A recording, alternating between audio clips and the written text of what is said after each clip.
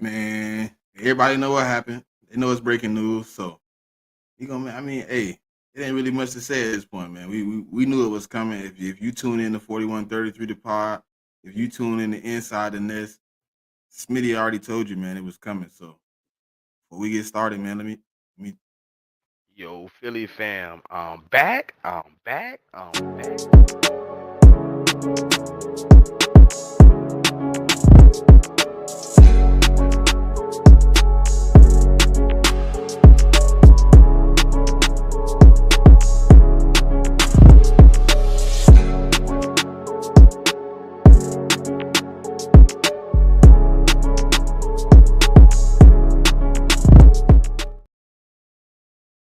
What's good? What's good? What's good? Welcome to another episode of 4133 the pod.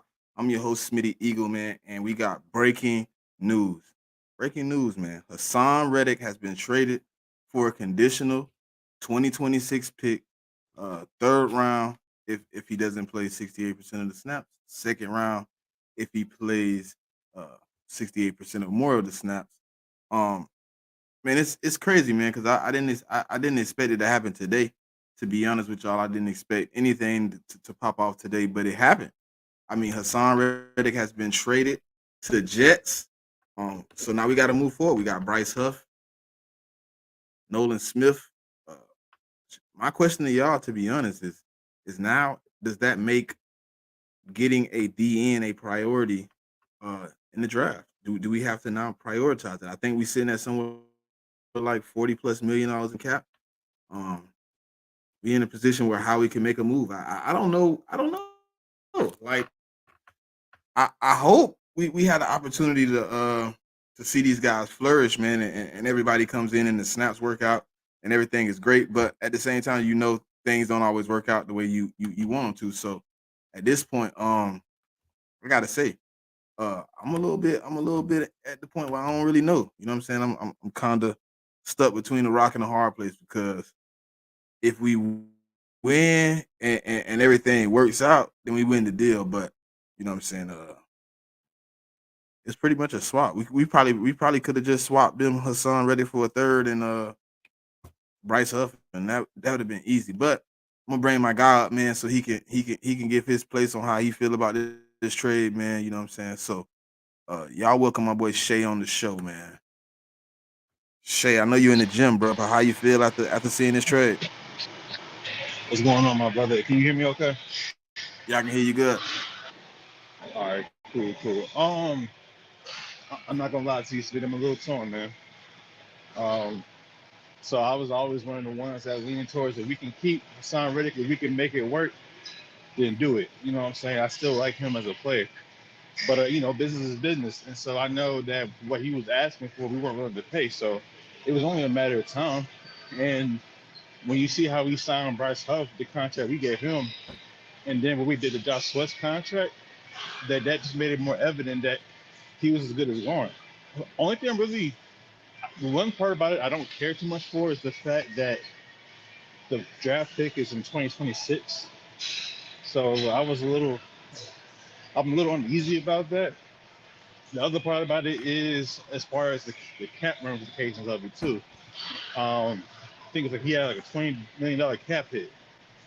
So I'm wondering, like, is there something that's going to happen with his contract where we're not taking on that dead cap because it's possible he still Somebody signs said for free. somebody said we gained 14 million. I saw that, but then I need to know whether or not that $20 million cap hit isn't actually going to hit. Because I know we're on the hook for his signing bonus for $1 million, and just take on the rest of his contract. But I'm just how he is. He's not making a deal like this unless he knows he can benefit out of it somehow. So I'm hoping that it doesn't hurt us too bad with the cap. Because if it doesn't, then I feel a little bit better about it. It adds cap to us this year. And I read somewhere that with the move and the cap moves we made so far, that it will have like projected 66 million in cap space next year, which is crazy. And I may have read that wrong, but yeah, man, it's weird, man. How's it going, bro? I hope the guys we have in I place right think now work out. They have to. I mean, I think it works out for us though. If it clears up whatever, I read somewhere that it clears up like 14 million. If it clears up 14 million, it does give Howie the opportunity to still address the weakness right now. You still can go out there and trade or whatever you want to do at this point. Ready Red, I'm good, brother. You've been tuned in every week. You know I had already accepted that this man was a traded commodity because I ain't think we was gonna pay 25 plus. My issue would be if something came out and it was way less than what we thought the number was, and he gets something like 20 or something like that, then I would be upset with the deal at that point. But if we can get some production out of Bryce Huff like he gave the Jets last year, if Josh Sweat steps in and gives us great production, if Nolan Smith can give us just a little bit more than what he gave us last year, because we expect him to progress, so I think we in a situation where um I think we're in a situation where these young guys got a chance to develop. I just want to know, Shay, do you think now Howie Roseman changes his mind for the first round pick? Does it now move to DN if the best DN on the board is there, or do you now still go corner and maybe one of the second round picks turns to DN? Man, if I'm gonna be honest with you, Smitty, with all this, I don't know what he about to do in the draft, man. It is a crapshoot. There's so many different ways he can go about this first round. He can go corner, he can go O line, he can go pass rusher. Like it just depends on what's there and what's available. I, People are gonna say Chop Robinson. He might be a reach point too. I don't know how you feel about Chop, but I think he's a little bit. I think he's a I little. think it's a reach. He has a reach. He's got great athletic too. I don't know what happened, but hey, there you go. He coming back. Boom. Oh, my bad. Did I cut out? Yeah, you good? You back? Though. Okay. No, I was saying like I don't know. I don't know if Chop is the right pick at 22. It might be a reach there. How do you feel about that? Bruh, but if you look at Howie, right, he really showed his hand. Think about this. He Yeah. he he knew Hassan Reddick came on a 3-year deal, right? Boom. He drafts Nolan Smith. He pays Bryce Huff. He basically lets Josh Sweat restructure. You know what I mean? He kind of showed his hand. He kind of showed you he wasn't gonna pay him. We I just didn't mean, see he it did. in that manner. But I think they I kind of mean, showed us. he did, but then if you think about it, Smitty, it kind of makes sense the way he played it. Because okay, so here's the thing: we traded for Hassan Reddick, right? And this is his third. At that point, it's his third team. He's like on the high end of 20. He's approaching 30. We signed him to a 3-year deal, which was a bargain for him because he had just got done with 2 straight years of double-digit sacks, and he does it again his best year. So I knew once he had the year he had in 2022 that he had already outperformed his contract, and it was a matter of time where we were going to have to really address that whether we are going to keep him or not. And you're right. Like once they started drafting Nolan Smith, that kind of a guy whose main draft comparison is Hassan Reddick. It did give you a tell there. I wish they did, but I feel they knew all along the Hassan was more going to be like a mercenary for us. He wasn't going to be here long term because he was going to play. Especially if they knew he was going to outperform, which he did. So they weren't going to keep him at the same cap number. But okay, yeah. So and then think about this, Shay. The first signing of the draft period was Bryce Huff. He was the first Yep. signing off the board. They kind of Hmm. showed their hand again. Another guy who's compared to Hassan Reddick.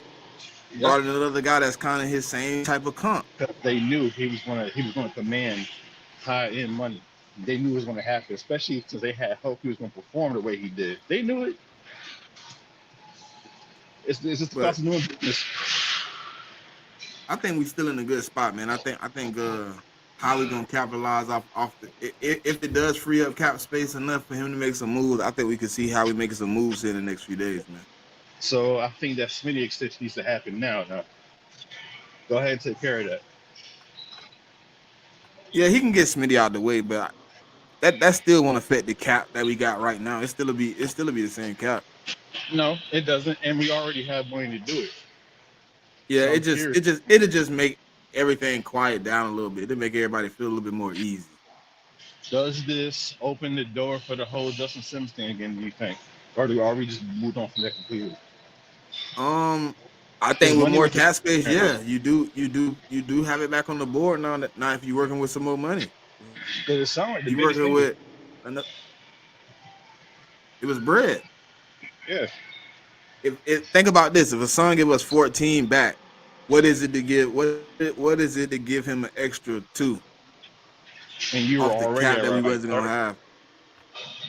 and you already are at like 30, right? Somewhere around that. Yeah, so Just yeah, so if you get another 14, now you at 40 something. What's the possibility that they give him 16?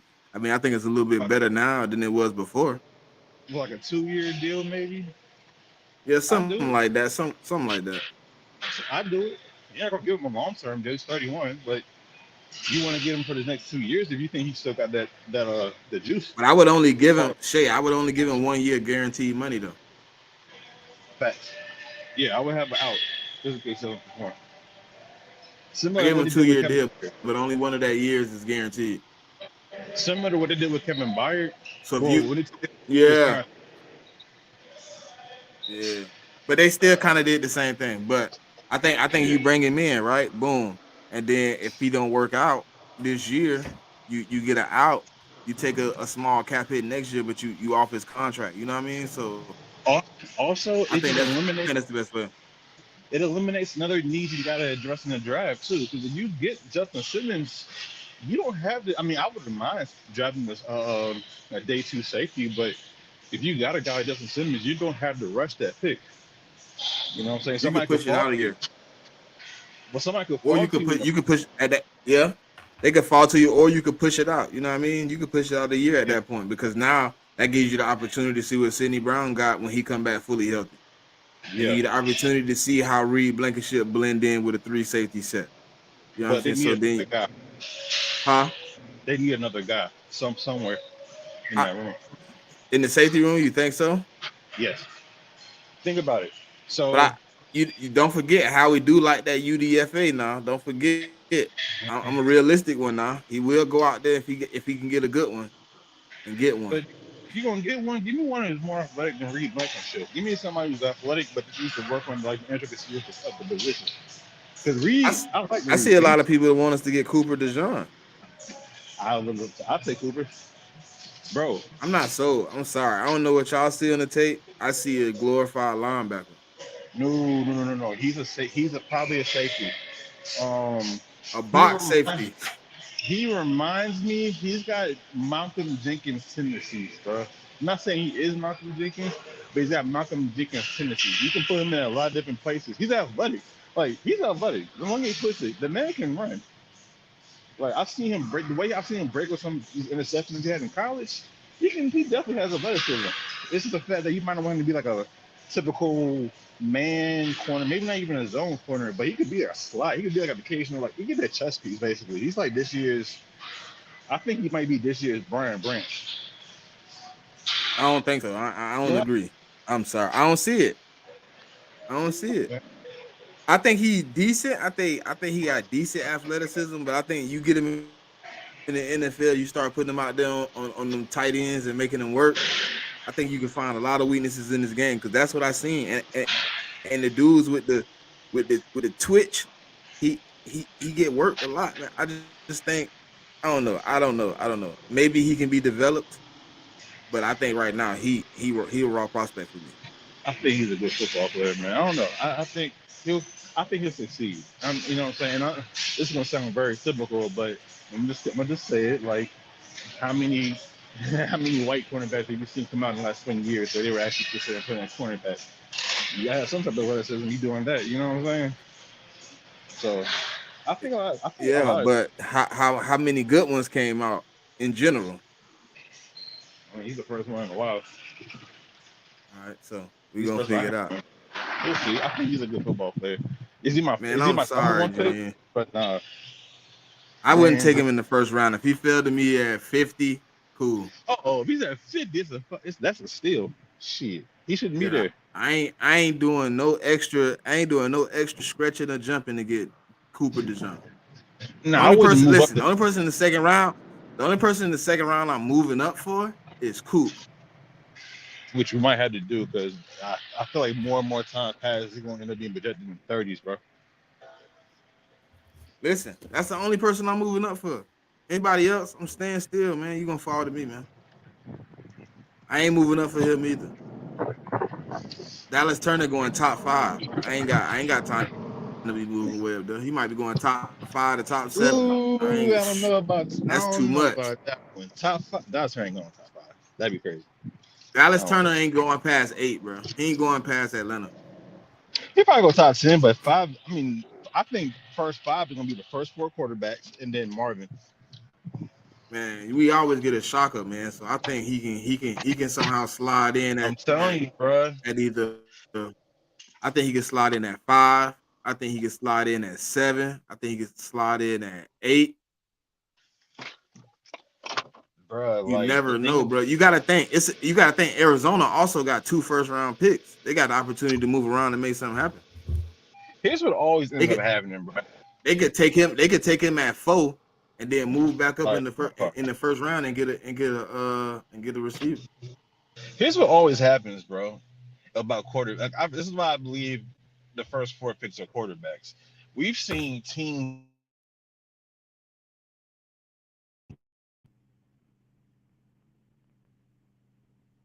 Did we lose my boy? Shay, you there? We're gonna let Shay get back to I it. just got in my car. Can you You hear there? me? Yeah, can you Yeah, I hear can me? hear you. Can you Yeah, hear me? My bad. I'm yeah. saying, here's what I said. This is why I think it's gonna be two of the first four picks are quarterbacks because we've seen teams be thirsty for quarterbacks in years where there wasn't quarterbacks to be thirsty for. A case in point, the Kenny Pickett draft a couple years back, and now we're in a draft year when there's a whole bunch of quarterbacks being projected high. You already know teams are going to act a fool trying to get these quarterbacks, man. That's why I feel like the first three picks of quarterbacks, I think is traded to number 4 to get the whoever's left, and you're going to see guys fall because of it. I don't think Arizona moving. Mm, What do they benefit I from don't know. moving? They already have two It, first round picks. They don't benefit from moving. They don't benefit from shifting out of their spot. They already got 2. it depends what's being offered, man. Because I'm just saying, like these teams are going to offer some of these teams are going to offer something ridiculous to get a quarterback because it happens I just every don't year. think they. I don't think they benefit from a move. I think Jonathan Gannon need to strike now. He going. If he at 4 and the first 3 is quarterback, he taking the best wide receiver on the board. I mean, in theory, he probably should. Like, he don't have it. There's nobody to throw to over there right now. I don't think that I can He think got the of. Not opportunity Tom. to still get draft capital because you got another first round pick. You don't have to sit on that pick. You can make capital back even if you don't trade 4. I've seen some of my drafts have Marvin fall to the Chargers and they get picked at 5, which would be a home run pick for them because they need it. I don't think Uh, Marvin. Listen, the only way if I see something crazy happening, it'd have to be Arizona making a crazy pick, mhm. and that's the only thing that can mess up the draft. Like if they somehow take some craziness, but I think it's Marvin full. I just know one thing. Please don't let Marvin fall to 6 and New York be there. I don't want to deal with that because it's already enough I Yeah. got to prepare for them possibly taking neighbors. That's been probably projected for months now. But Marvin, no. Hey man, shout out to Gene for the $5 super chat, man. I know a few people that's hurt about this. You know what I mean? I know this affects a few of the fans, man.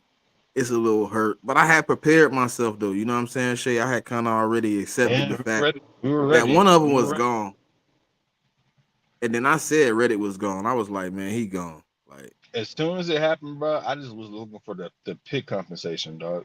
I was like, what we get for it? and that 2026 a little bit sketchy, but I peeped the play though, right? You know, 2024, which leads you to the 2025 draft. Their starting quarterback is going to be Aaron Rodgers, right? Walk with me a little bit. So you know their first round pick is going to be late, 30 something. If they expect to be in the playoffs, they got to be between 20, 26, and 30, right? All right. Mm. So you possibly out of the runnings for a franchise quarterback. So he banking that 2025, 2026 season is a wash. That's Mm-hmm. my opinion. I heard somebody else say it too when I was on the pod with them early on the call in. I was like, yeah, that's kind of how I feel. Because what does a let's say 60th, 70th pick next year in the second round do for the Eagles? You know what I mean? Mm-hmm. But what does in 2026, let's say for instance, it's 37. What if Nobody it's will 30? gripe about it. Like, what happens in two? So we gotta see what they do in 2024. Because do we think Aaron Rodgers is playing in 2025 too? Nah, I don't think I so. ain't banking on that though. I ain't banking on Mm. that. So I think the how he's taking it. So I think what it was because of the fact that we got the Jets to take on the contract, they weren't willing to give up a day two pick any earlier than 2026. I think that's why it was so late. But hey, man, like Howie's banking on the Jets being one of the worst teams in football in 2 years, and if that's the case, and the trade pick works phenomenally, especially if Hassan Reddick, it gives them some production for the first year.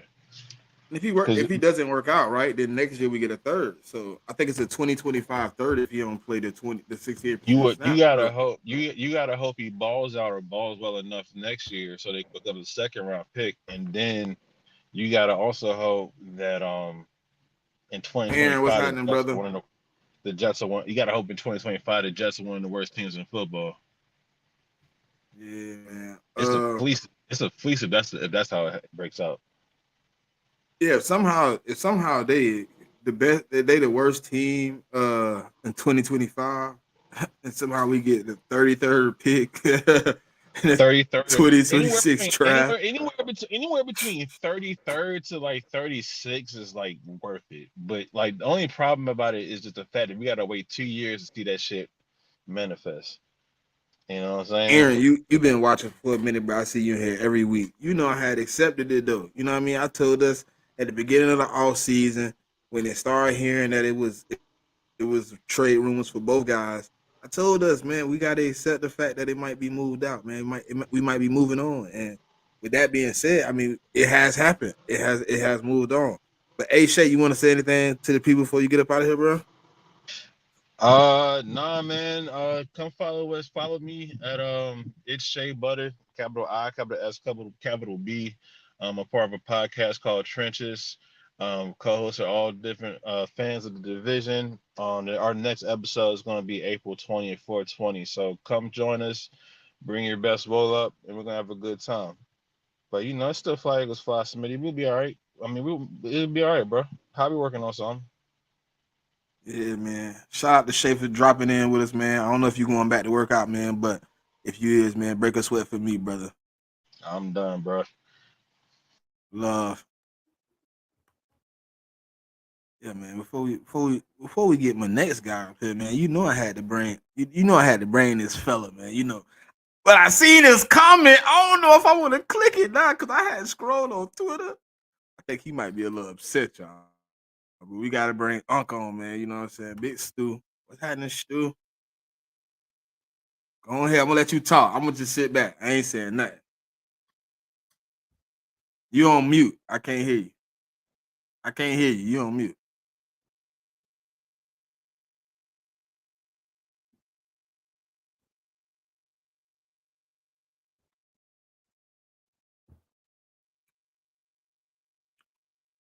He might be about to yell at us, man. So y'all be prepared.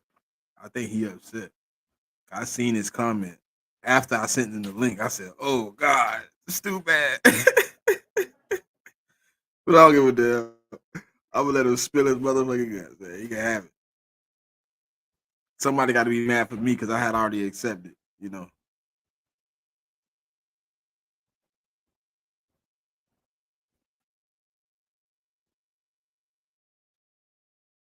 Still can't hear Stu. I don't know what happened to him.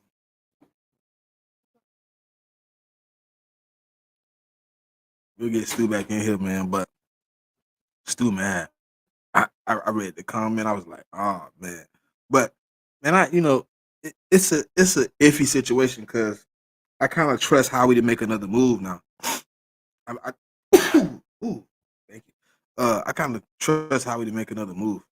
Um, I kind of trust Howie to make it happen, man. It's one of those things where it's like you upset about it because you don't get compensated until 2026, but you kind of in a situation like it's gonna be a second round pick. All right, well, let's happen. You know what I'm saying? But it was kind of terrible in a sense because we should get compensated right now. You get compensated for the work you're finna get right now. You're gonna be getting Hassan Reddick today.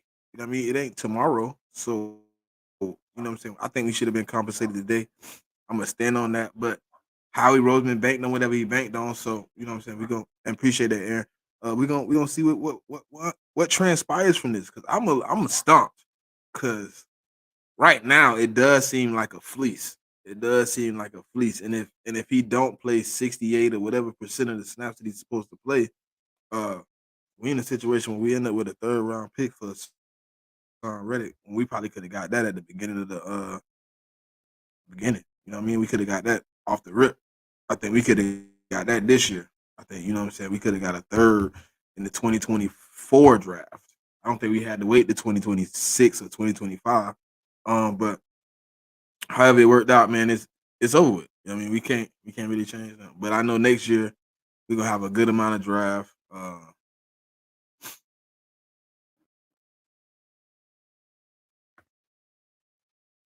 Yeah, so I don't know, man. I think we gonna be all right though. I think we're gonna be all right. Howie Roseman for the make a move.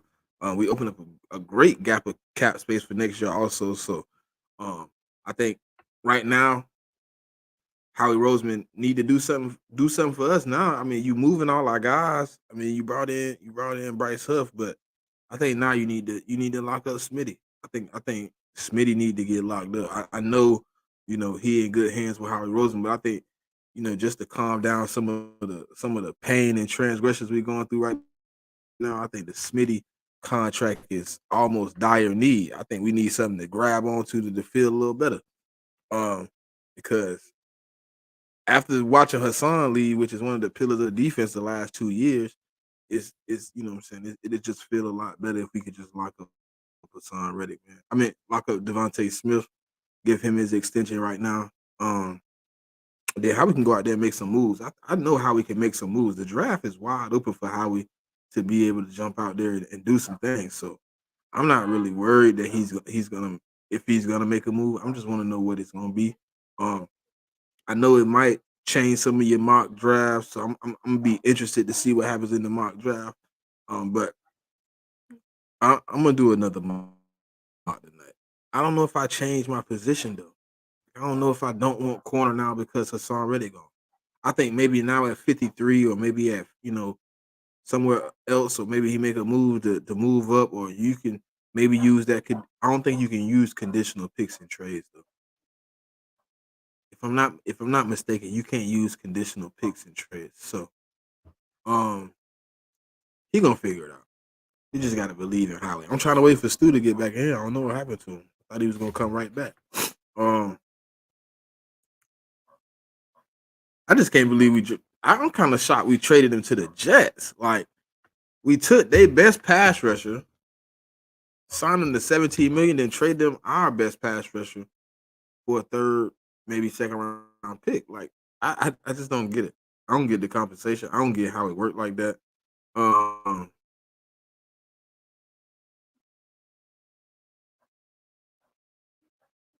yeah, I don't know. I don't know. Do y'all think this is a make or break move? Like, do y'all think Hassan Reddick affects our opportunity to go to the Super Bowl? Does this affect our opportunity to be back in the playoffs next year? How deep do y'all think the effect of what's going on right now is, man? Because I'm just wondering, does this affect us deeply? Does this change something? That's probably the only good thing that he didn't go to the NFC. He went to the AFC. But he go over there with some dogs, man. He go over there and fill out a defensive line that's already kind of performing well to add on some more talent to it. So I hope we didn't stack them up too well, because then you get in a situation where we might have to play them boys if we do make it back to the big day, which I'm hoping we do. You know what I'm saying? That's the hope of every fan of every NFL team. We all got the same ambitions, but right now, you got to hope that Nolan Smith, Nolan Smith, Josh Sweat, Brandon Graham, all these guys, hope they can step up. Bryce Huff is here. Patrick Johnson. Do we draft a DN now in the first round? Do we move up to get the best guy in the first round? It's opportunities now, but I kind of told y'all before that was kind of my stance. Like, if we do trade up now, if we do trade Hassan Reddick down, does Howie get a little antsy and trade up for the best DN on his board to solidify this first round pick? I don't know though. I don't know if it's even necessary. I think you still can go out there and make some quality moves, maybe a small trade here or there, and still bring in some depth. We're gonna let Stu get this. I keep trying to laugh at it right now because I don't want to break nothing in my damn house. I gotta wait 2 years to find out what I can do with this pick. And you got rid of. Unless he don't play 70%, unless this year he don't play 70%, then we get a third round next year. I don't give a damn. You got rid of our most impactful defensive player for a bag of Frito-Lays. Bro, like, you're betting on a guy who had 10 plus sacks 1 year, as opposed to a guy who had 10 plus sacks in 2 different seasons for 2 different teams in 2 different systems before he got to you. And then he still gave you back-to-back double-digit sack seasons. But that's not the dude you want to pay. You just going to ship him off for a bag of Frito-Lays and a 20-ounce Coke. Like, I'm not trying. Like, I understand. Now, in a way, I understand why that's the compensation that you got back, for the simple fact that you're taking on $14 million of his $15 million that he's owed this year. And of course, you're most likely you're going to give him another contract, or you're going to either or put some kind of tag on him where you get some compensation if he leaves. I'm still trying to figure out how much of a leap do you think Bryce Huff and Nolan Smith are going to take? Where are you going to replace that production at? Are you assuming that Bryce Huff is going to be that production that makes up for that? I don't know. I don't see that. I'm okay. Well, he only played 300 less snaps than Hassan last year. I think 150 of those snaps will go to Nolan, and the other 150 will go to Bryce. And if we draft another guy, then there goes another 100 snaps, maybe. So where's this? Like, I'm not like, because see, one thing I realized last year Josh too. Sweat the odd man out, Stu. He didn't get an extension. He got a restructure, so he's still on a 1-year deal. The two dudes that's on the long-term deals is Bryce Huff and Nolan Smith. Let's be real. Okay, and Bryce one Huff of them here for 3, Nolan here for 4. And I ain't seen neither one of them been able to drop in coverage, because in Fangio's scheme, those edges sometimes got to drop back in coverage. I ain't seen neither one of them do that, either Nolan Smith or Bryce Huff do that with any success. I understand what you're saying. I'm not, but I'm looking at it from a real stance. They're looking at it like, at the end of this year, if we don't play Josh Sweat, who's gonna be left on the team? Nolan Smith, Bryce Huff. They're gonna be the long-term DNs at this moment. Right now, I'm just thinking about right now. If you don't pay Josh Sweat at the end of the season, that's the two guys that have long-term deals. That Josh means Sweat you might got be the odd man out in the rotation. I'm not saying odd man out of the team. He might be the odd man out in these rotations. I'm just thinking to it like this too. If that's the case, then that's you telling me right now in the draft, you either trying to jump up to get Chop Robinson or Byron Murphy. That's all that's telling me. It feel like it, but he could go make a move tomorrow, man. He can go trade for a DN tomorrow, and everybody will be like, "Oh, whoa, wait, We he trading did for that Michael for that." Parsons. I don't know if he's going that far. If he ain't doing that, I ain't talking then.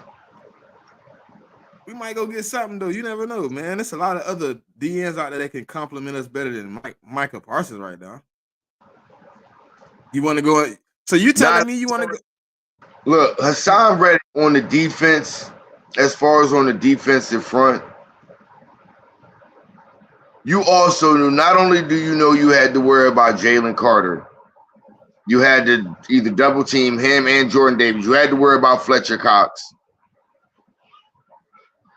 And you also had to worry about Hassan Reddick. If you're not that type of a DN or that type of edge rusher where they have to focus on you too and they can't just focus on it, no, I don't want to talk about it. Well, they do. They do. Bryce Huff him. He nice too. I'm not saying listen. I ain't gonna be the Philly fan that knock Bryce to make Hassan look better. Hassan is nice. I have seen him produce for my team for 2 years. So all I can say is I want Bryce Huff to come give me that production. But if this turn around next year and we looking at Bryce Huff with 12 sacks, won't nobody be mad about this trade. But it's because we haven't seen Bryce Huff produce for the Eagles is why we like, man, we watched Hassan for 2 years. We went to the Super Bowl with Hassan. Now we got to sit back and wait and see if Bryce Huff, when he takes on a bigger role, can fill those shoes. And we don't know. We really don't. So we don't know if we win the trade or not. And that's all it boiled down to with every trade for me, Stu. Who, at the end of the day, if he give us the same production and we got a 3rd round pick out of it, nobody is going to be mad. If it was a 5th, I'll be falling off a cliff. He just put up 10 sacks. For the first time in his career. As opposed to somebody who just did it 4 straight years in a row. Okay. But when we got him, how many years he had did in a row? 2. All right. So we just got to have the same faith we had with them 2 that we got with this 1. Why we can't have faith in Bryce? He here, bro. Guess what? I'm not saying look. This. I'm a wait and see guy with him Eagle, since the moment we signed. I get that. But from the moment we signed him, I was a wait and see guy with him because it was the same thing, bro. This is only 1 year. When we signed him for more money than we already had Hassan Reddick under contract for.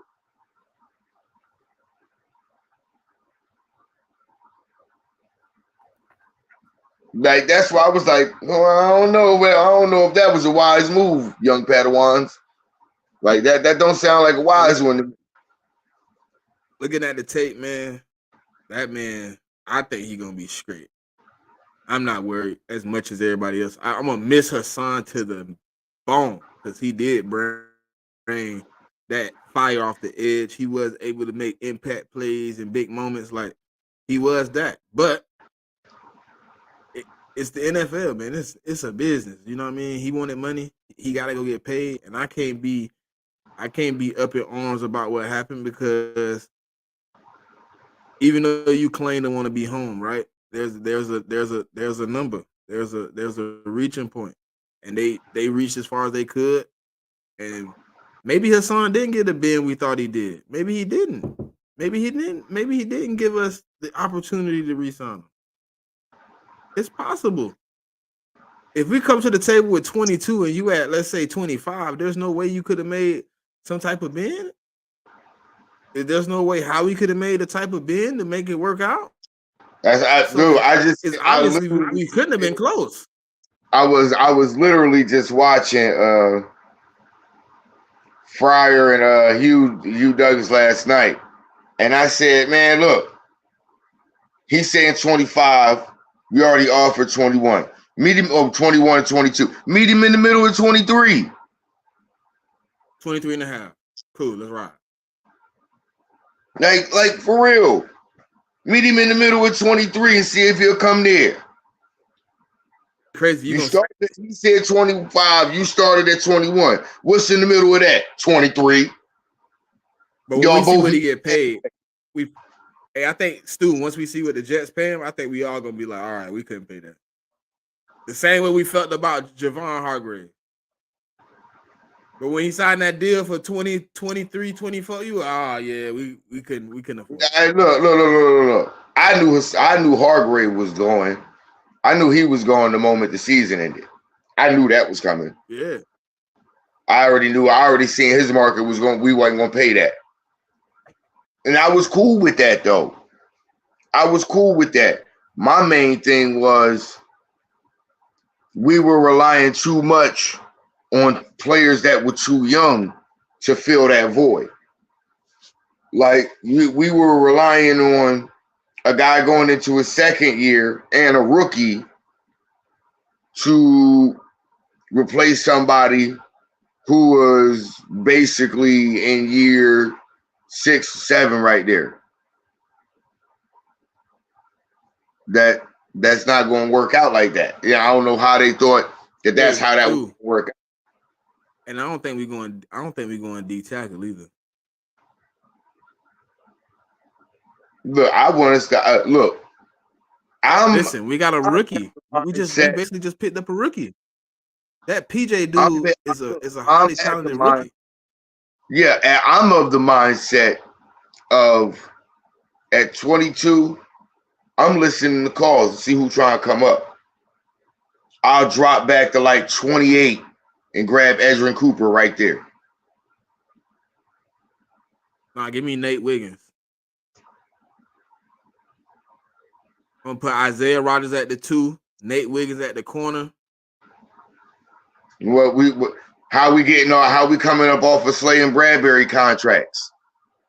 No, Slay at the 1. Slay at the 1. Slay at the 1. Slay is at 1. Bradbury is gonna get benched, bruh. If he don't get cut, Bradbury will be standing there holding his helmet, bruh. Because Isaiah Rodgers ain't playing. Isaiah Rodgers, listen. How we not gonna let that happen? He paying him too much money. Yeah, he signed Isaiah Rodgers for a reason. Isaiah Rodgers don't play slot. Bro, I'm telling you, Howie's not gonna let that happen because he's paying him too much money. Bruh. No, look at the cap hit. After June 1st, you can cut him. I understand that. So if he hits after June 1st, he won't be on the field. No, I'm telling you that. That's Isaiah Rodgers gonna do it. Isaiah Rodgers played cornerback too, bro. He played inside too. He played like 10% of his snaps. The best year he had at slot. 10%. I understand that. I get he that. Played the other 90% at cornerback too. That means he's capable of playing both. But I'm telling you right now, I know how. I'm telling you how Roseman gonna do this. How we gonna say, I don't care about that. He the one I'm paying. He gonna be on the field. That's how Hassan ain't here because he knew he had to take the cap hit. How he smart like that too. Let me move some money so when I take this cap hit for cutting Bradbury, it don't hit me hard. I still got money to work with. Because think about taking that cap hit, Stu, with 30 million compared to taking it with 40, 45 plus. It feel a little bit better to take it with 45 plus than 30. When you still got to pay guys. So I can see Bradbury being cut or benched. Because you can't stop the coaches from not putting him on the field if he's not performing. But that I'm telling you, how we gonna find a way to keep him on the field because he getting paid that money? I'm telling you, he can get benched. It happened before. Why you think every time we knew damn well every time he stepped back on the field, Alshon Jeffrey was going to get hurt again. He was going to be in for probably about a game and a half, and he was going to be back on IR again. We knew it was going to happen, but guess what? He getting paid this money. He was showing up though in practice. He was coming out there being the best receiver until he got the ball in his hand on the field. It was the same ain't thing. gonna be that. It was the same thing. Isaiah Rodgers. Listen, I'm gonna tell you like this. I said the same thing when we brought Deshaun Jackson back. I said we getting all excited, yo, for him to be on the field probably 3 games in the season. And what happened after he didn't perform that first season? How he said, "I'm out. I'm good with you." Like, bro. But we actually had to go get some things before he even made the decision to go ahead and cut ties. Bro, I was like it makes zero sense to me sometimes when I'm looking at. Shout out to Jigga for the $5 super chat, man. You know what I'm saying? He said, "What's good, fellas? Vicks want more versatile guys. Maybe it could be for the best. I don't see it though. I don't see it right now either." Like I'm trying to tell you, I don't see it, man, because here, even if you got to have guys that are versatile and dropping cover, you got to still have the guys that are effective and rushing the passer. And then on top of that, here's the part that everybody seems to forget about being a pass rusher. In order to rush the passer, you got to earn the right to do that, which means you got to stop the run.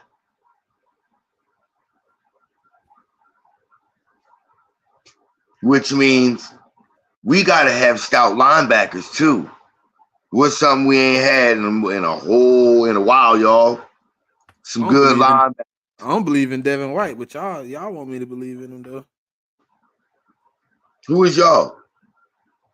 The fans. They want me to believe in Devin White. I'm waiting to see with all of these new dudes. I ain't waiting to see. I think with Vic Fangio, with Kellen Moore. I understand they more experienced play callers than the ones we had. I'm not waiting to see with. Listen, I'm not waiting to see with them, right? I'm not even waiting to see. It's like either you giving me all the effort and you're gonna be a decent linebacker, or you're not. Because I've already seen what you are when you put your effort on the field. It's more. It's not wait and see. It's more like, hey, show me, fool. Show me. That's what it is, man. I already know you can play, so I'm not waiting to see with him. It's just like which Devin White am I getting? That's the problem. That's what I'm saying. Show me. You say you still that guy? Show me. Nah, I ain't saying that now. And I ain't say I'll take Nicholas Morrow over Devin White. I ain't say all that. Nicholas Morrow was cheeks. Whoa. Cheeks. See, now you getting beside yourself, bro. I didn't say I was doing all that. I said I wanted to wait and see. I didn't say I wanted to be waiting to hurt. At all. Like, bro, you was talking way too reckless with that one. Hey, next shift, they be thinking I just be on here talking sometimes, but I just told them that what I had said, Stu, he played 300 less snaps than Hassan Reddick last year. Yeah. He was, but, hey, listen, I got to see it, but I think he can do it, bro. Like, 300 snaps is a lot. I ain't gonna lie. 300 is a lot. But it's all about preparation. If you prepare for it, you took that money. Now, if we infinite, now usually, you know what I'm saying, I would be up in arms, but we got some good guys in the building, and I've seen they work. You know what I mean? I've watched some of these film, and you know what I'm saying, I've seen some guys they work with and watch a couple years of they tape, couple games here and there to see how they developed over the years. And the D-line coach and the cornerback coach have produced some great things. So I'm gonna leave it in the hands of them to get these guys prepared. Because Miss Ash said it best on Wednesday. I think the position coaches this year are more crucial than they've ever been in the past 3 years. I think they're going to have to step in and get these guys prepared because it's a lot of young guys in the room and it's not a lot of leadership left. You're going to have to find some guys that's willing to step up in those roles to lead because last year, that's kind of what happened. The leaders started going at each other a little bit. They started not having each other back. They started not standing up together because there's no time for me, Stu, that we having a team meeting and the franchise quarterback ain't told about that meeting. Or he ain't in attendance at that meeting. All the success leads on him. So when we having team meetings without Jalen Hurts, that tells me some things ain't going right. that tells me that whatever the problem was, it ain't had nothing to do with him. That a little bit too, but he still should be there. You still True. have him in the room. You still have him come in there because he right now, that's who I'm looking at. Hey Jay, look, everybody out. We go as far as you go. We following you. Who else? That's Who true. like people want to put That's the true. leadership role on AJ Brown, but come on, let's be real. He leads by he a lead by example guy. Give me the ball and I'm gonna show you what I do. He gonna fire Yeah. you up, he gonna yell, he gonna show you emotion, but he not the guy that's coming in there, you know what I'm saying? I don't think, you know what I'm saying, and coddling nobody. No, he giving it to you raw. He the raw Yeah. leader. He gonna cuss you Yeah. out, and then he gonna pat you on at the end of the game when y'all win and say good game. Yeah. But my thing is, I don't understand why people wanted Jay. Why people were saying Jalen needed to be that guy too. First of all, I don't want him to do that. I don't want him to be somebody he's not. If that's not who you are, bro, don't do that. But at the same time, I said it. But Stu, you got to understand where I'm coming from. I'm not saying I need you to be the rah guy. I don't never need you to be that. But I also need you to sometimes guide some of these young fellas. You the only leader left, dog. You the only one with a voice left. Everybody else wasn't getting heard, and you was the only one not speaking. I'm pretty sure, bro, Jalen Hurts got enough moxie. He ain't got to say much either.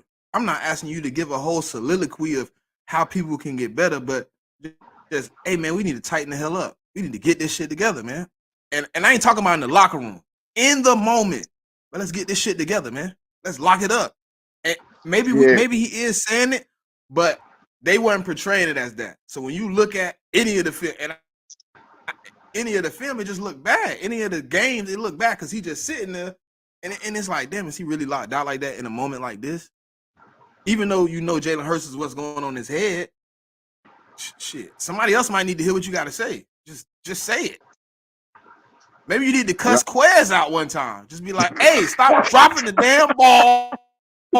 Run the damn route. That's all I need you to do. What are you doing? How I know your ass was gonna go there to cussing Quez out.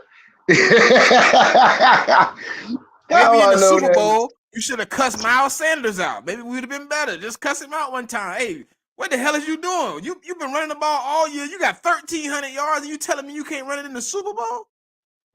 Hey, the funny thing is, man, like, but here's my theory about that meeting though. What if everything that's said in that meeting, Jalen Hurts already know? Because it's the same thing he was thinking. What if that meeting was like, yo, these coordinators, these play callers, these guys ain't it. Desai and Patricia, they ain't it. Brian Johnson, he ain't it. What if they was in there cussing the boys out? And Jalen was just like, you know what? Jalen was like, you know what? I don't even want to sit in there for that. Y'all go ahead.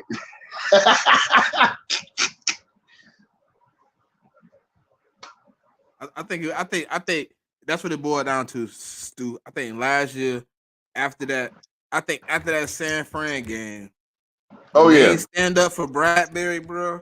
I think it was a lot of mixed emotions in that locker room. Oh, they knew what it was. Look, here's the funny thing.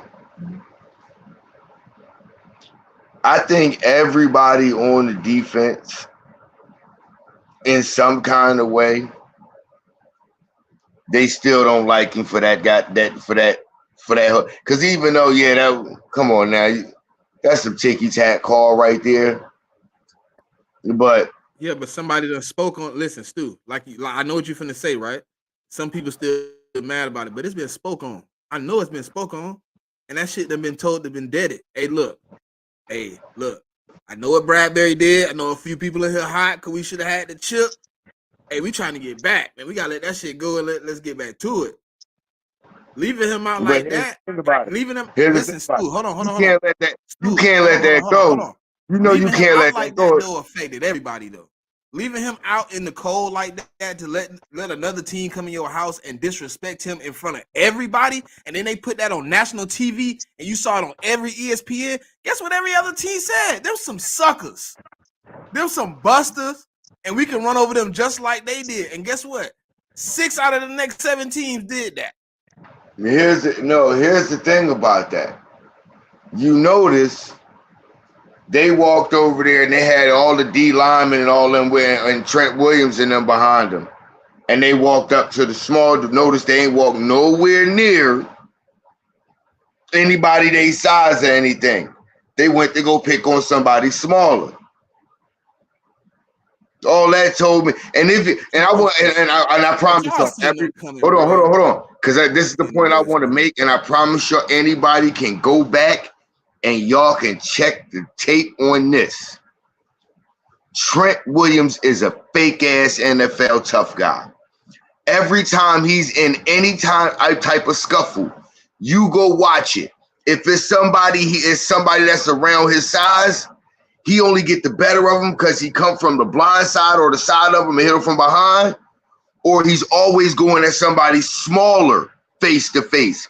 He ain't never walking face to face up with somebody his size, because when they in his face, all he's doing is just talking. He ain't never trying to really buck up and try to get physical with nobody. Only when he can get a tackle from the side or behind is when Trent Williams sit there and try to act like he doing something. Y'all, if y'all think I'm lying, check the tape every time he get into a scuffle with somebody. You right, but them letting that happen caused a divide. No matter how we want to feel about it, them not coming over, because everybody seen them coming. Everybody knew what they was beelining to. They seen Bradbury standing there. They seen them coming straight down that line. Anybody could have stepped in at any point. You could have cut them off. You ain't have to catch him at Bradbury, but cut him off. Hey, y'all ain't doing that. Ain't no disrespect to him. Any other time it's been some disrespect like that, Eagles combine together, brother, stand up. There was no unity at that moment, man. There was no unity. Everybody was just like, oh, he walked over Bradbury? All right, cool.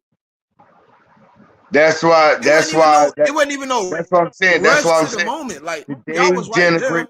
That's why I said today's generation of players is soft, because all of these dudes are so friendly and everything with each other in the off season that when stuff like this happening during the season, they just it's okay. And that's why when I said when AJ Brown said that, oh, Debo, man, he was just playing around. Y'all can't take him seriously. And then when that happened, and then you still sit there and you still buddy with this dude, clowning around, joking with him. That's why I say today's generation of NFL players is soft. Stu, if that would have happened when we played, right? And let's say, for instance, the defense was in the locker room, offense on the field. They walked up on one of our guys. The first time they offense got the ball, it would have been. Hey, somebody gonna feel it. Somebody gonna feel it. No, listen. I ain't gonna even lie to you. I was the type to take somebody going to sleep. Somebody going to sleep. Yes, somebody going to sleep. I'm gonna put the crown of my helmet right in your ear. I promise you, I am. 10 yards, and I'm gonna stand over you. Yeah. And I'm gonna look. The rest of the game, you gonna remember. I'm gonna look there. I might step on your chest. Nah. Y'all gonna know about that. You gonna know about that. Hey Stu, if you in that pile, you might get stepped on, brother. Yeah, I'm just saying. Hey, I'm trying to tell you. You down there. Hey. Nasty stuff going in that pile. Look, y'all, if y'all ever play football, all I know is kids. I don't know if it's still like this. I know they ain't teaching it. It ain't really taught. It's just a thing about the pile. Listen, keep your kids out the pile, man.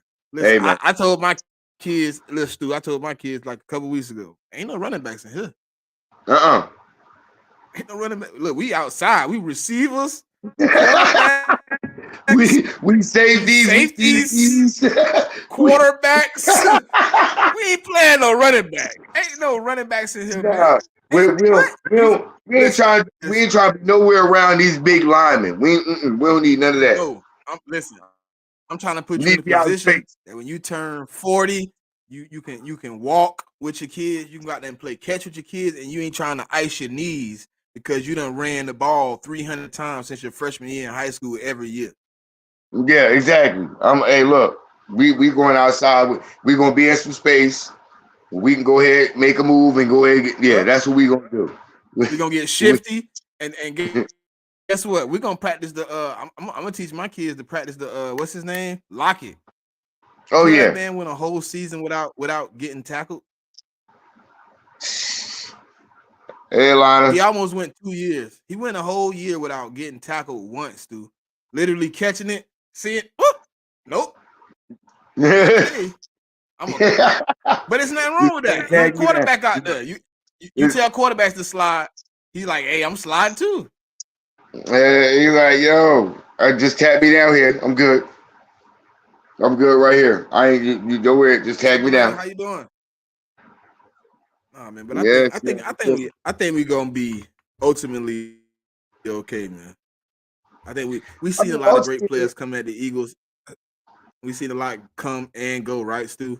Over our time, we done seen a multitude of stars in here leave, go somewhere else. So I'm pretty sure we gonna re-bolster. I kind of was in a situation like if Hassan Reddick stay, I'm thinking we Super Bowl or bust. But at this point, we gonna figure it out. I think we gonna see how aggressive how he still is with free agency still wide open with the draft upcoming. We gonna see how he move. If he move how we think he gonna move, it could get real gritty out there for everybody still.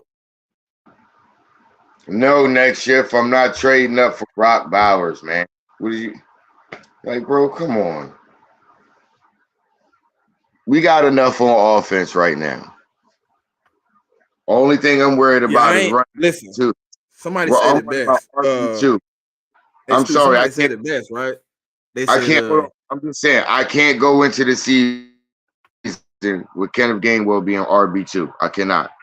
I cannot. listen, This cannot somebody be. I said it know. best. Can't do it. Stu. They said, when we signed Saquon, like we was okay with Swift because we didn't really see a problem with the offense. We didn't really see a way where you add more talent and the offense get better. So it was like a good pick. Like, yeah, we love Saquon being here because of how dynamic he is, but it was like we would have preferred you put that money in Swift and a linebacker or Swift and somebody else. Like you could have used that 37 million and probably invested in 2 or 3 spots. I would have said you could have put that money in the Swift, and then you probably could have had both McKinney and CJ Gardner Johnson. Oh no, I'm with. Hey, look, I'm with Kenny Gainwell. 14 and 24 can go out of here together. Shit, they can go in a package deal. Who looking for a running back and a cornerback? Right, for Like, real. and you gotta listen. And all you gotta do is send me the backup running back you got if he halfway decent. Like bruh. I was so happy today because I was still in the joy that I don't have to deal with Quez Watkins no more. And then this happened. Hey, I wouldn't be surprised if we draft a tight end early. I wouldn't be surprised. Like, dude, I was looking at like the boy Eric All out of Iowa. You could probably snatch him up in the third round. But it's not about us taking Saquon or not, right? It's just like when we look at the offense, we was like, man, it ain't really a problem with the offense. If they get some better routes, we good. Like it was almost to the point like this is how I felt, right? With the same exact squad, and you add a little bit better play in the secondary and some better coaches. I'm like, hey man, we last year don't happen. You get what I'm saying, Stu? So when you add Saquon, I'm like, I think we need defense. Like, all right, yeah, you went and got him. Then when Bryce Huff came first, so it was like, all right, looked like he on the right track. But then Saquon was like, we usually don't pay running back, so it was kind of like a shocker, kind of excitement, like, oh, how we paid a running back? But it wasn't Yeah, really like we needed Saquon. It was like, oh, how yeah. we paid a running back? That was more the reaction from me. Like, wait, hold on. He actually paid a running back?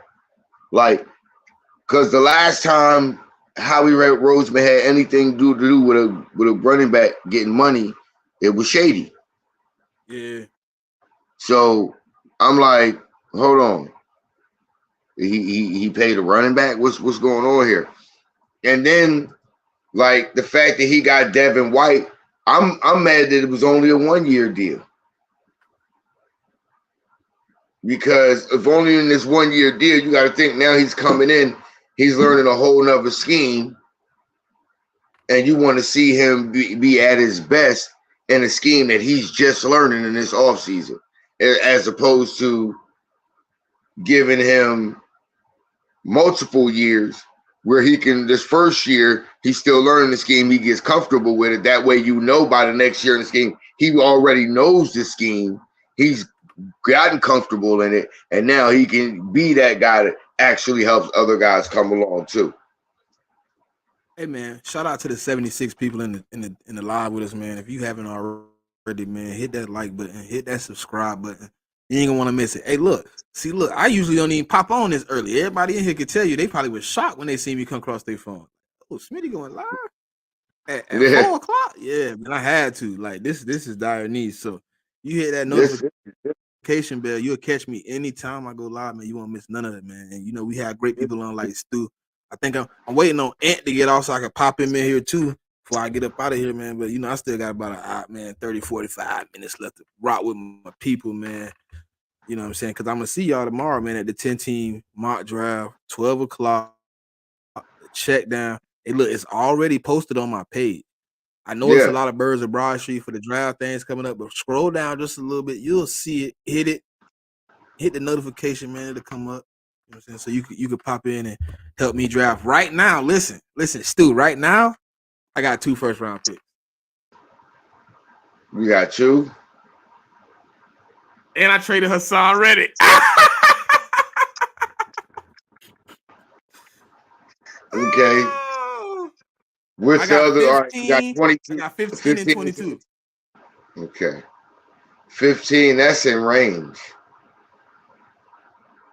I'm trying to move though. I'm actually trying to maneuver up with 15 and stay at 22. No. Stay right where you at. You don't need to go no further than that. Because 15, you're in that sweet spot where Wiggins is still there, most likely. Mitchell is still there, most likely. Murphy is still there, most likely. You still Cooper, and like everybody really is still, a lot of people still there. Possibly Neighbors is still there. Worthy is still there. Leggett is still there. You got all these that you just sitting there like, and then when you gotta think, you with all of those people still there. Just so y'all don't think I'm capped. What that say right there? Who got traded? Oh man. Traded him to hold on. To the Colts. For the 15th pick. Oh man. Hey man, I had already shipped them. I already knew. Bro. I already knew, bro. I told you I already knew. I had that shit them already. I just shipped them to the wrong team.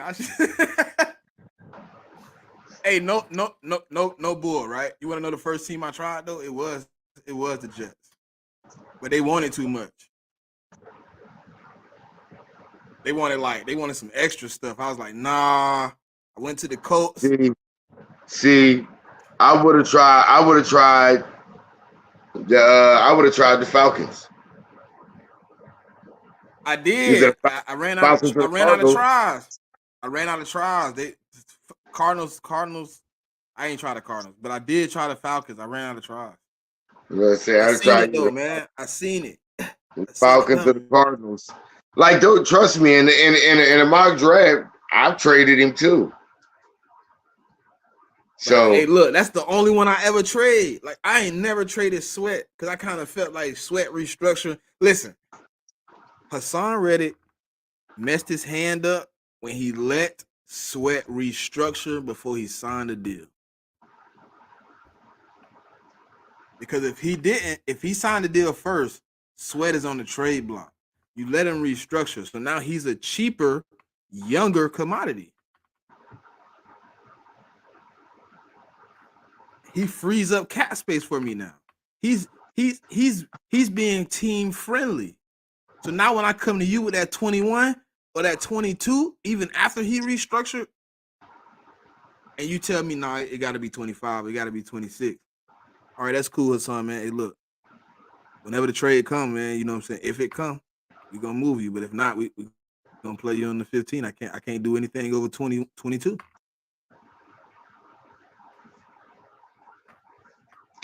See me, I'm like, I'm just trying. We got to see how it play out, sis. Yeah, like we don't know who gonna win this trade, but what I'm worried about is them putting too much faith in guys who you really don't know if they that guy or not.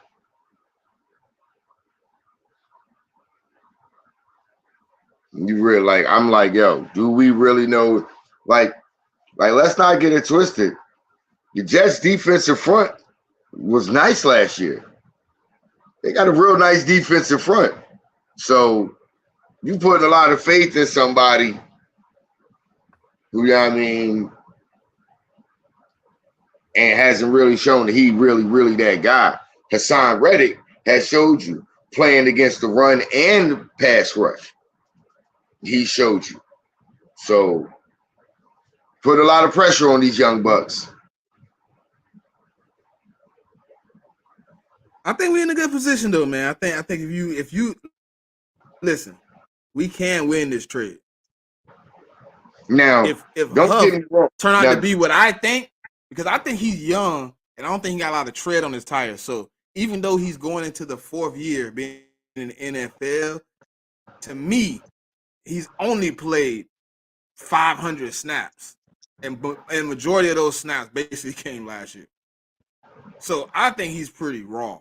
I think he has the opportunity to be formed. And if you got a good D-line coach, good DN coach, they could teach him how to, because it's an attrition game. You know what I'm saying? It's not all about how you start. It's how you finish.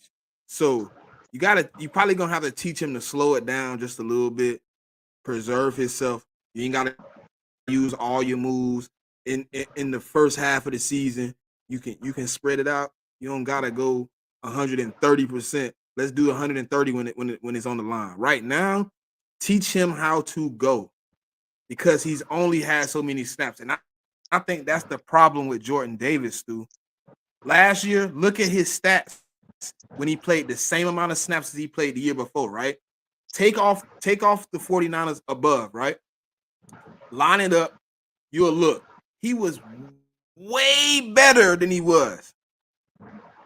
But he was given everything in the first 10, 11 weeks of the season. So then when we hit the bulk of the season, he drained. He don't got nothing.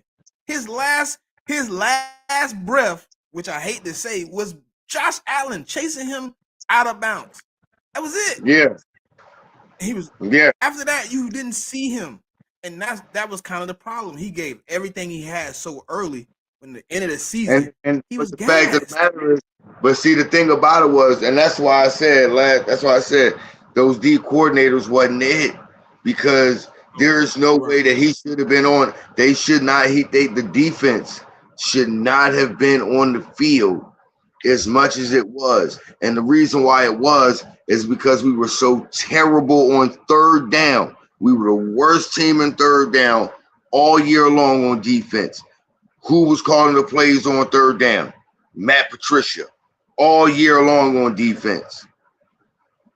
That's why I say a lot of times I want to get mad at all of the players on defense, especially like you do with Bradbury.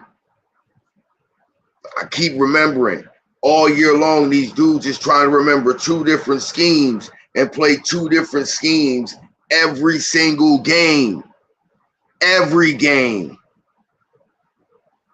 They were playing 2 different defensive schemes. So I'm like, now that I think about it and I really take that in, nobody's supposed to succeed. Yeah, there was a lot of times we pointed at Bradbury where you could look at the safety and see they were way out of position because they were in the middle of the field and weren't covering nothing. So I'm like, bro. And then I'm like, well, wait a minute, what the hell is you covering? And then I'm thinking to myself, well, wait a minute, what coverage are you even playing? Then I'm thinking to myself, well, wait, they are trying to remember two different schemes, so maybe they don't even know what coverage they goddamn playing right now.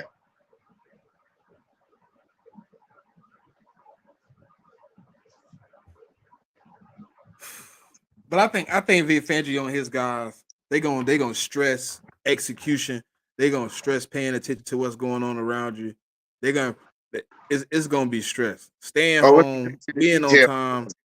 His guys are gonna have the details down to the small circle on the outside of the, you know what I'm saying? So everything is gonna be very detailed. It's gonna be very understandable.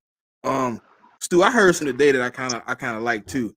I think Kellen Moore, right, compared to Brian Johnson, is going to be able to uh he's gonna be able to do something that Brian Johnson couldn't, right? And I think it's gonna be relaying the offense to Jalen Hurts. I think he's gonna have the opportunity, right? Because he's more skilled than Brian Johnson. He's gonna be able to break it down like how Shane Steichen was able to break it down. He's gonna be able to talk to Jalen Hurts in layman terms. He's gonna be able to give it to him if he was a toddler.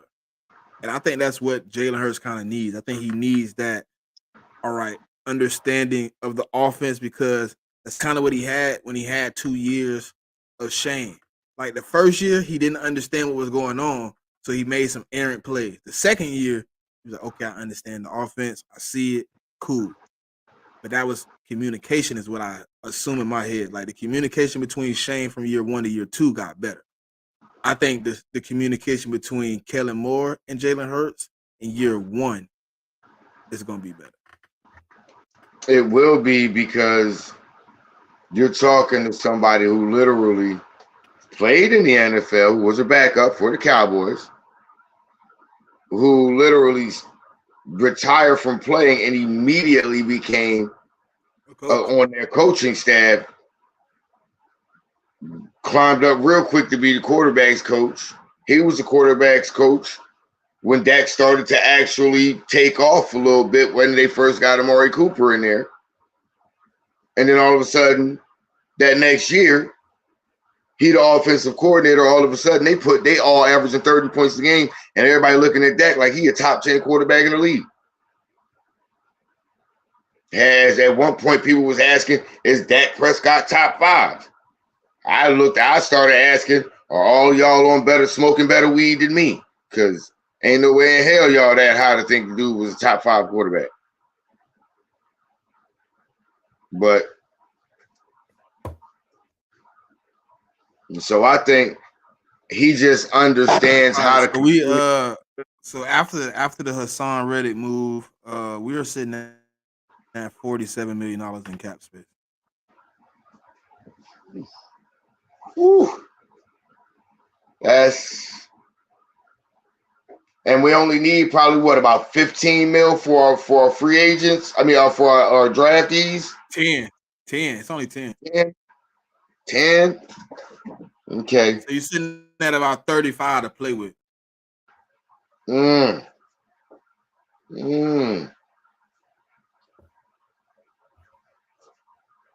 Yo, I'm telling you, man. I'm getting Ann up here with us. Yo, what's up? Ant, you heard me? We had $47 million after that Hassan Reddick move. 47 mil? That's not too bad. Howie could cook with 47 mil. Hey, listen, yeah, you Justin can get a decent amount of players out of that. Yeah. Justin Simmons, where you at? All right, I don't know. You wasn't here, right? But before Stu get back to what he was saying, I was thinking, right, in my head, I was saying that Kellen Moore is going to be able to give Jalen Hurts the offense less flawless than anybody else he's had as an OC, because of his experience, because of his experience coaching and playing. I think he's going to be able to relay the offense to Jalen Hurts in a better way. You know what I'm saying? Not saying Jalen Hurts needed dumbed down or nothing like that. But when we having conversations, you breaking down a play to me, you give it to me, and you give me the structure of it. If you can tell me where people are going to be and kind of guide me into, let's say, seeing the field without actually actually seeing the field, I think it's going to be a better. I think it's going to be the communication between Kellen Moore and Jalen Hurts will be better than it was with Shane Steichen and Jalen Hurts, and it will be better than it was with Brian Johnson and Jalen Hurts. Yeah, I mean, we've seen what Kellen Moore's done with Dak Prescott, and he's not. I mean, he's a top half league guy, but he had a fantastic run with them. Obviously, the Justin Herbert thing didn't really work out, but with the guys that he has around him now, it's the possibilities are endless. So I agree. It's going to look a lot better than it did last year, and we're going to see the dynamic offense that we saw from 2 years ago. I think.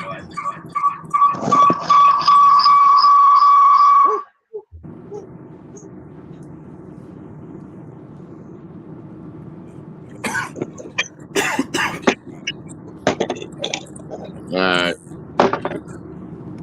Yeah, I had to switch my phone. I had to switch my phone because the other one kept going dead on me.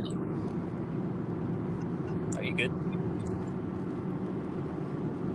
Yeah, 10-1 felt good, didn't it, Ash? I ain't gonna lie to you. I think this year, I think it's gonna be crazy, and I think we're gonna be offensively. Think about this, right? And I've been listening to a few people say it, right? So option number 1 is AJ, right? Option number 2 is Devontae. Yeah. Option number 3 is optional between Dallas Goedert and Saquon Barkley. Yeah, We'll just say that's 3 and 4, right? Yeah. And then you get Paris Campbell, Devontae Parker, and if you add a guy, you push Paris Campbell to basically the 5th option on a team like this. Devontae Parker is a 6th option. I mean, I think we're in a great position on offense. So I think Kellen Moore can execute. And you got to worry I think about any Jalen moves Hurts moving running. forward need to be defense. Yeah, and you also have to worry about Jalen Hurts running too. So that's an extra dynamic that teams are going to have to worry about. And we're really going to rely on our team pretty much outscoring everybody, unless Howie shores up the defense a little bit more after that trade. But hey, he's got money to do it. He's got time. He'll be all right.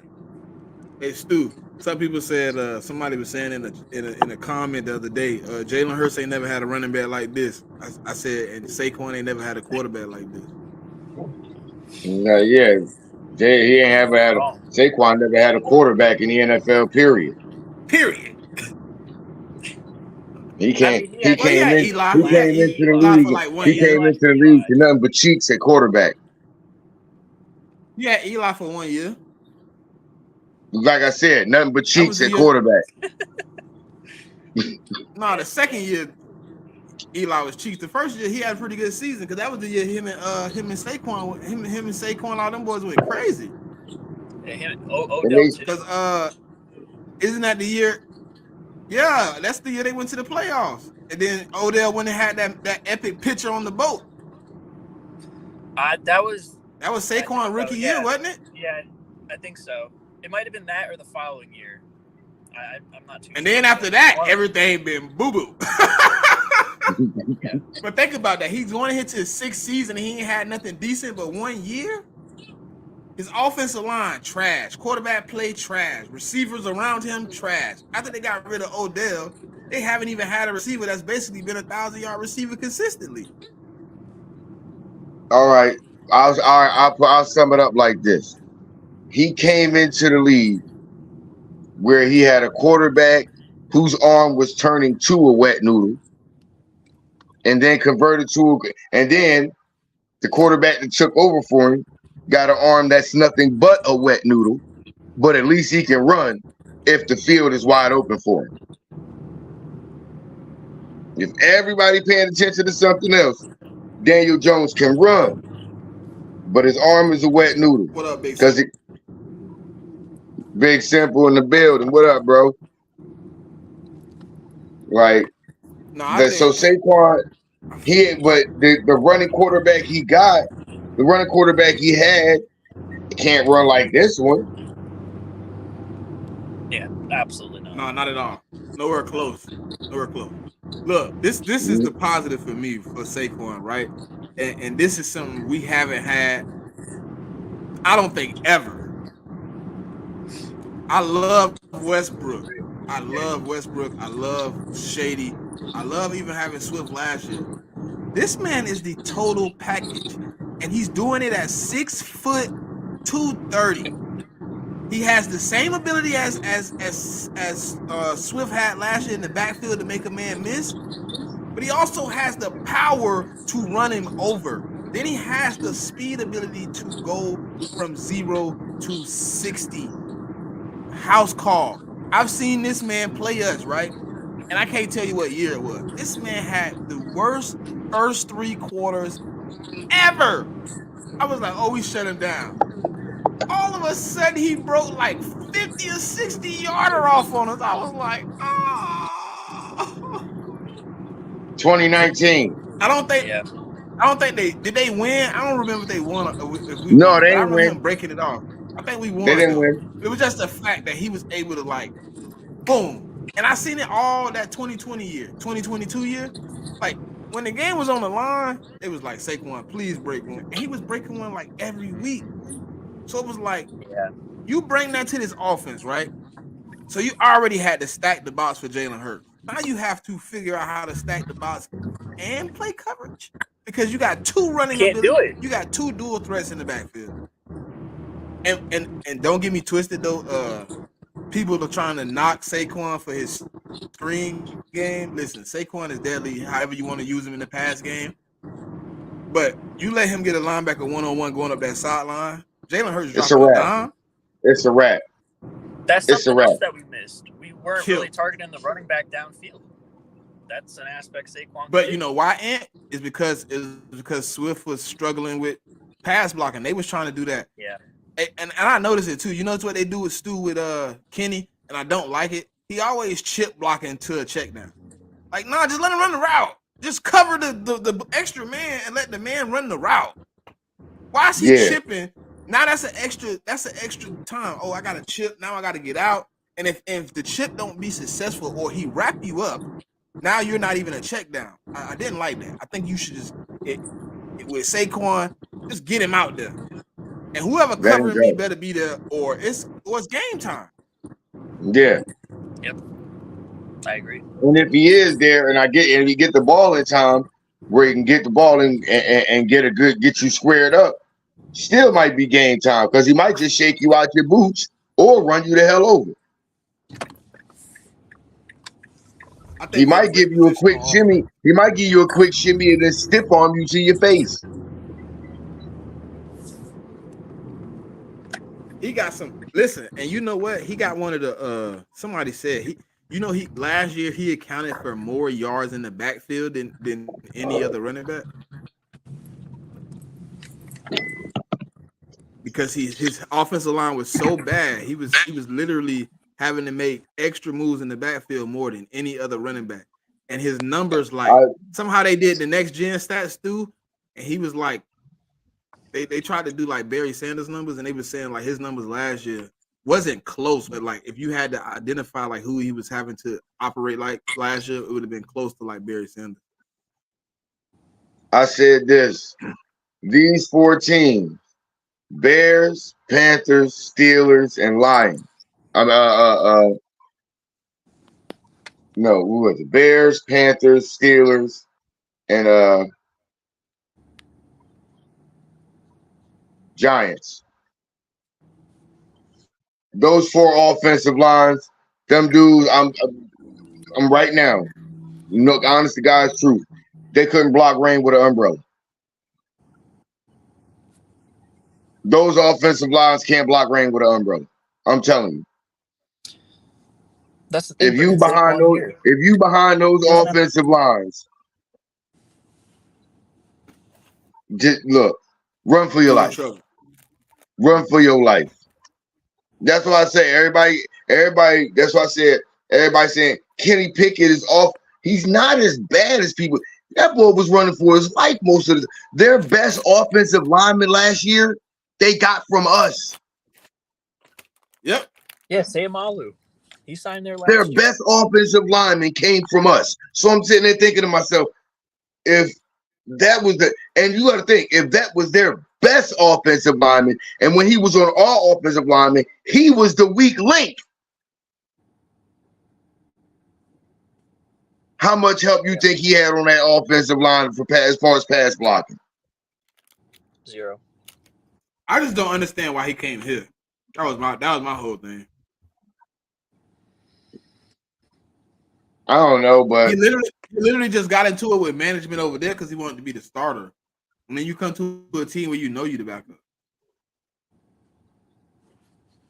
It's a cold world, I guess. He wanted to be here though. I guess childhood dreams. I don't know. Yeah.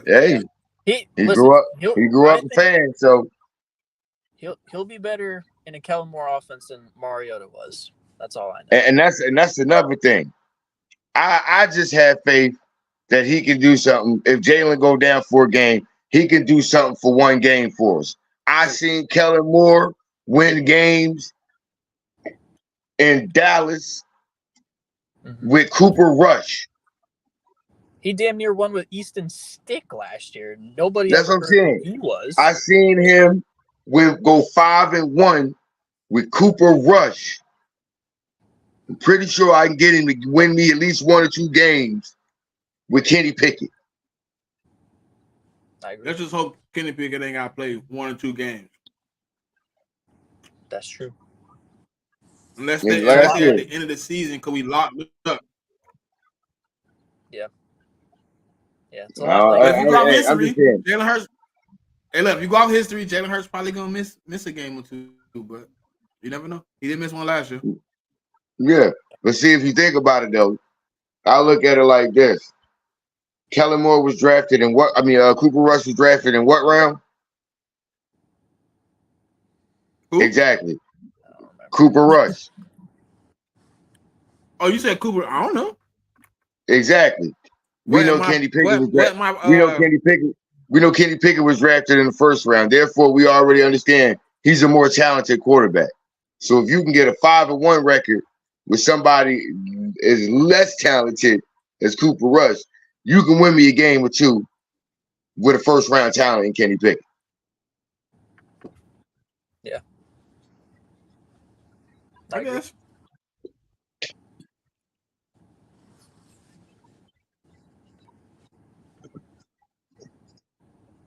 I ain't gonna argue with that. I'm cool with that, but I'm just saying, you know how it is. Yeah, I just don't understand the move. Ever since Nick Foles, we value backups. Yeah, Granted, Kenny Pickett ain't going. He said that. I mean, he kind of said that himself too, though. Yeah, he said that. But here's another thing: it ain't even really ever since Nick Foles got proved that you need a good backup. Damn that! Ever since Tom Brady, when Drew Bledsoe went down, that proved that you had to have a good backup. Like, let's think about it. Tom Brady was the ultimate backup. He came in and won 6 Super Bowls for the damn franchise. Yeah. So let's keep it straight. Yeah. Hey, people be trying to give Nick Foles all the props. Like, nah, y'all forgot who Tom Brady was. He was, and then listen. That's why I be like, when people be like Brock Purdy, I'm like, do y'all remember what Tom Brady was? Why are we praising Brock Purdy for being Mr. Irrelevant? Hold on. I can take it back. I can take it back further than that for you. Does everybody forget who the hell Steve Young was?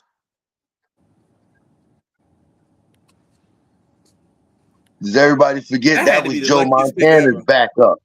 Yeah, it was. Like, you can't. Like, there are times throughout history where it shows you gotta have a good backup. Let's not forget when Brett Favre first got to Green Bay, he wasn't the starter. Yeah. Neither one. Jared Love wasn't either.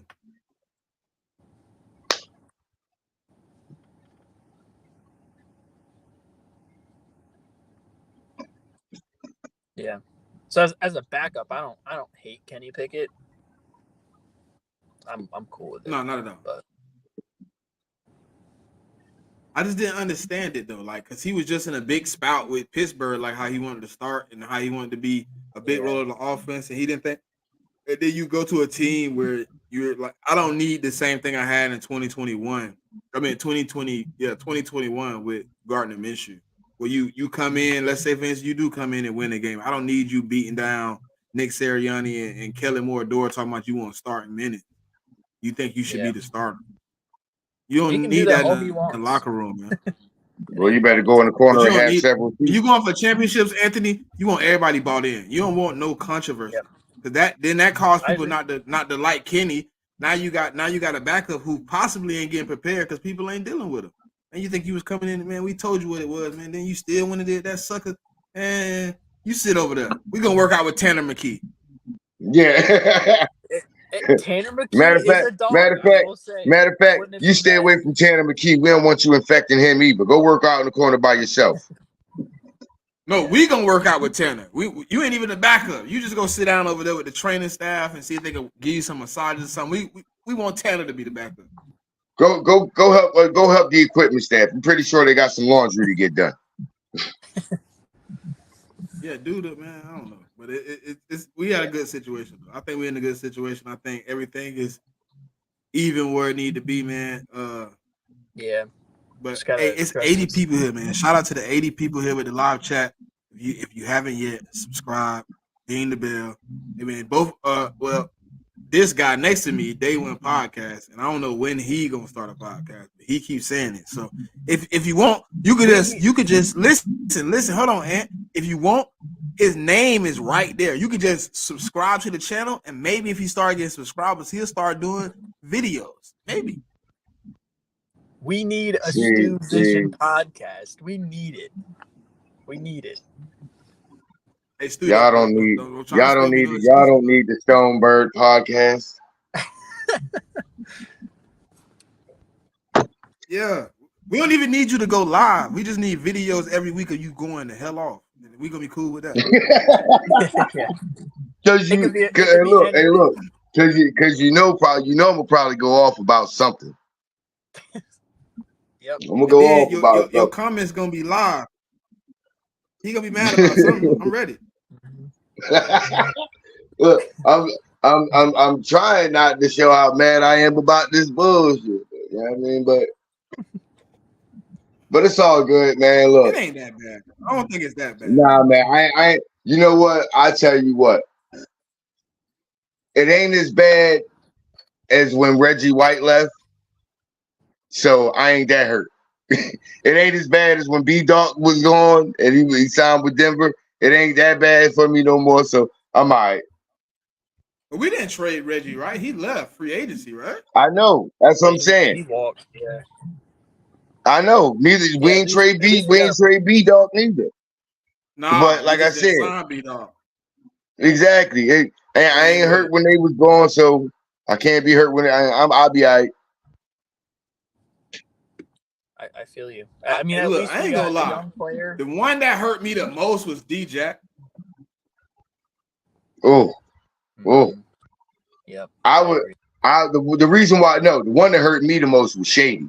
You traded him to Buffalo for Kiko Alonso? For Kiko Alonso and a fourth? That's all Chip Come Kelly. on, bro. That's all Chip Kelly. Come on, bro.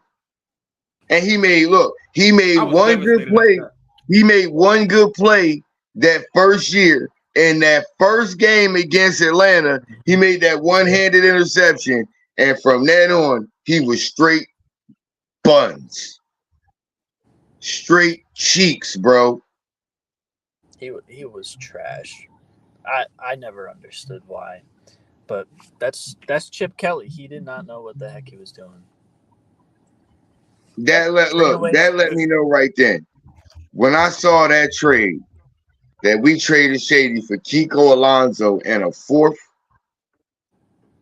I literally did not want to watch football the rest of that season. I did not want to watch football that season. And then, I was supposed to feel better about it because we signed DeMarco Murray. What? What? Yeah. What? I mean, I can't sit up here and say I wasn't hype about it because as a young young one, I was kind of hype about it, but I didn't know.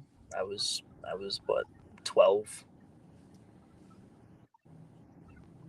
I was like, oh, Mm. DeMarco, great. Nah, that's hey. When that He was out. DeMarco Murray happened, I was so mad, bro.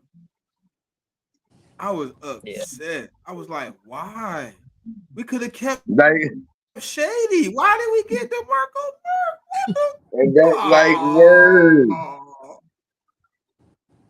I And was then so it was upset. Hey, and you gotta immediately. understand, like, I was in my prime at this moment, right? So I'm watching all this transpire, and then I'm like, we just traded Shady, so I don't know what we're gonna do at running back, and then DeMarco Murray. I was like, First what? off, he played for the Cowboys. So first off, he played for the Cowboys, and then he was a power running back. So I was like, I ain't want no power running back at the time. I wanted me something shifty. Yeah. And Stu, I want to say, is that the same? No, that ain't. Never mind. But I can't remember it was another running back out there in free agency I wanted. I can't remember who it was, but it wasn't DeMarco Murray. And when we got him, I was just like, oh man, this sucks. This is just Bro, trash. And then we never got back until now. Was Doug Martin a free agent at that time or no? who? Was it Curtis or Doug? Doug Martin. It was somebody, From bro. the- I from can't the remember. It Bucs? was another running back. Yeah, it was Doug Martin from the Bucs. Yeah. Oh, it might have been.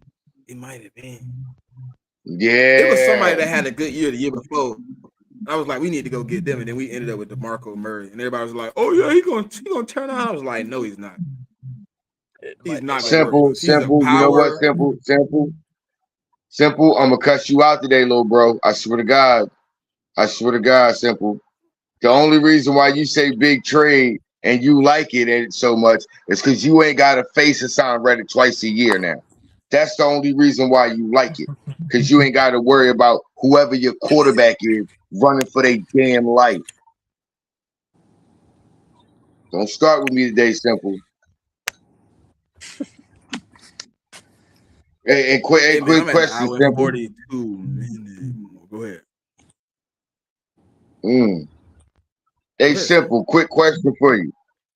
You got an offensive line yet? You got an offensive line yet? Nope. So guess what? Your quarterback ain't whoever they draft. You know they're gonna draft JJ McCarthy. He better hope to God they get Jaden Daniels. Nah, they're gonna get JJ. He better pray they get Jaden Daniels. He better pray Chicago doesn't. They're gonna draft JJ McCarthy at 2, bro. Don't worry about it. We'll be all right. Yeah, we'll be probably gonna trade up. They're probably gonna take Bo Nix. JJ McCarthy, Bo Nix. Yeah. Matter of fact, they were so enamored by the scouting by the combine, they might just select Joe Milton from Tennessee. That's disgusting. They take any of those dudes, they are in the world of trouble. But hey, man, I'm at the hour 45. I'm gonna get up out of here, man, because I did all this without my Stu. Yeah. You see it in my face too. You see it. All right, cool. So anything y'all want to say to the people? Anything you got coming up, Ant? Just I guess about the trade. At first I didn't like it, but when you think about it, we traded Hassan Reddick for Bryce Huff and a third that's probably going to turn to a second. Better than what we could have found. Howie has more work to do. And yeah, really, we're in an all right spot. We just have more work to do. Stu, anything for the people? You know what, y'all? I may be tripping on it. I may still be aggravated about it. It'll work itself out. I have faith enough to know that with this cap space, how we gonna do something. He got to make this right somehow. So he gonna have to do something, whether it be making a trade for that kid J.C. Horn, Or maybe he freed up this cap space so maybe he can trade for PS2. You never know. You free up that cap space, throw a pick with Bradbury and get PS2 and be able to take his cap on. I will then I might be okay with today. Other than that, y'all, Yeah, man. So don't let my anger rants get y'all anyway. And trust me, that just might be what my damn podcast is about. Me ranting and raving every damn week. Who knows? I'm Y'all tapping giving me into too that. many ideas. hey man, it's been fun, man. Watching it cook over the last few weeks, man. Seeing what the team has turned into, but they always tell you every year it's a new team on the field, so we just preparing for the best, man. I know how we gonna make something happen. We gonna make something shake. So I ain't gonna panic too much. I'm gonna just let him do it because you know what? You asked him to cook, and then you told him you wasn't allergic to nothing. Then he got in there, and you told him you didn't like his food because he ain't put enough salt in it. But then you told him you ain't want a lot of salt. So you can't ask for everything and then complain about getting it all too. You know what I mean? So at the same time, we in a good spot, man. We the Philadelphia Eagles until we die. Fly Eagles fly. Until next time. Peace. Yo, Philly Peace. fam, back.